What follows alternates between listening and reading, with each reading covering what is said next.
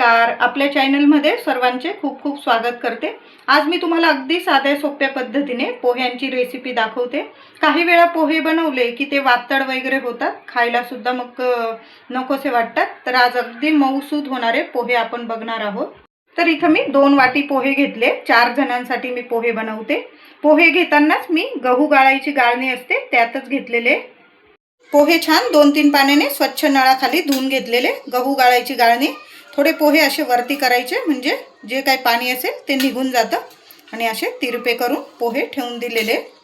गॅसवर कढई ठेवली आहे. 2 चमचे तेल टाकते. 4 जणांसाठी पोहे बनवतोय. तेल चांगलं असलं की पोहे मऊसूत होतात. छान गरम झालेले. चमचाभर जिरं, चमचाभर मोहरी मस्त तडतडू द्यायची आहे.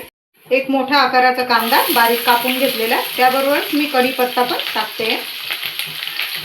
कांद्याबरोबर अर्धी वाटी शेंगदाणे टाकते म्हणजे शेंगदाणे छान तळले जातात. कांदा छान परतून घ्यायचा आहे. खूप पण लाल नाही करायचा आपल्याला. कांदा 2-3 मिनिटं परतल्यानंतर मिरची टाकते. मिरची पण छान अशी तळले जाईल. बघा सर्व जिन्नस आपले छान तळले गेले. कांदा खूप लाल केला तर मग पोहे वातड होतात, म्हणून एवढाच आपल्याला लाल करायचा आहे. 2-4 मिनिटं कांदा परतला तरी पुरेसा होतो. चवीनुसार हिंग टाकते. अर्धा चमचा हळद. हिंग आणि हळद पण छान परतून घ्यायचं आहे. आता ह्या स्टेपला आपण एक टमाटा मी बारीक कापून टाकलाय. टमाटा नक्की टाकून बघा, यामुळे पोहे वातड होत नाही. पोह्यांमध्ये टमाटा टाकल्यामुळे पोहे छान असे मऊसूत राहतात, बराच वेळ राहतात, अगदी 4-5 तास पण टमाट्यामुळे पोहे मऊसूत राहतात. म्हणून एक टमाटा जरूर टाका.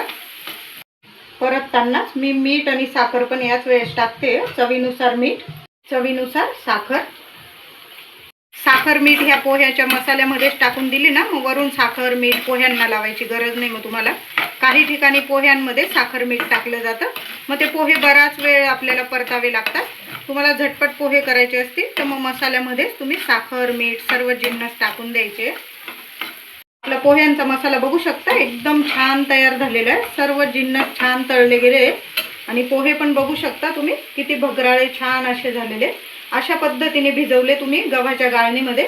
आपण पुरणाची वगैरे गाळणी असते त्यात भिजवलं तर मग खाली पाणी राहून जातो आणि पोह्यांचा गोळा लगदा तयार होतो. अशा पद्धतीने पोहे भिजवून बघा.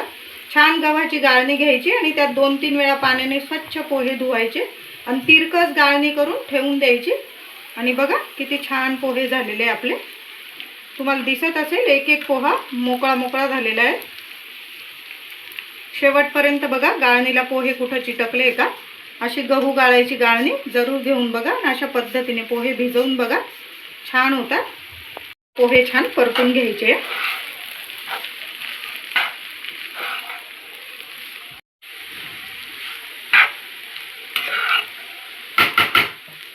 अशा पद्धतीने पोहे बनवाल तर अगदी पाहुणे येण्याच्या 1-2 तास आधी बनवून ठेवले तरी अगदी मस्त.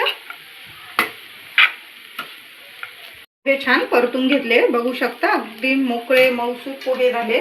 वरून हवी तेवढी कोथिंबीर पेरून द्या आणि 1-2 मिनिटं तुमचे पोहे जर तुम्हाला छान असे दिवसभर जरी मऊसूत राहावे असं वाटत असेल तर 1-2 मिनिटं हे ताट आपण झाकून ठेवून देऊया. आणि बारीक गॅस केलेला आहे मी. अगदी थोडी वाफ लागू दिली ना पोह्यांना तर ते पोहे छान मऊसूत राहतात. 2 मिनिटं झाले, पोह्यांना छान वाफ देऊन घेतली. बघू शकता छान असं पोहे आपले तयार आहे. आता मी गॅस बंद करते. तुम्ही सुक्या खोबऱ्याचा किस वगैरे टाकून सुद्धा गार्निशिंग करू शकता. साध्या सोप्या पद्धतीने मी आज तुम्हाला पोहे दाखवले. बघू शकता अगदी 4-5 तास सुद्धा हे पोहे मऊसूत राहतील. थोडीशी वाफ देऊन घ्या आणि गव्हाच्या गाळणीमध्ये तुम्ही पोहे जर भिजवले अशा पद्धतीने खूप छान पोहे होतात. तुमचे पोहे चिवट पण होणार नाही आणि वातड पण होणार नाही. अगदी म्हातारा माणूस असू द्या, लहान लेकरं असू द्या, छान अगदी आवडीने खातील. छान चविष्ट पोहे तयार झालेले बघा. आपले साध्या सोप्या पद्धतीने मी आज तुम्हाला छान असे पोहे बनवून दाखवले. रेसिपी आवडली असेल लाईक करा, शेअर करा, आपल्या चॅनलला नक्की सबस्क्राईब करा. धन्यवाद.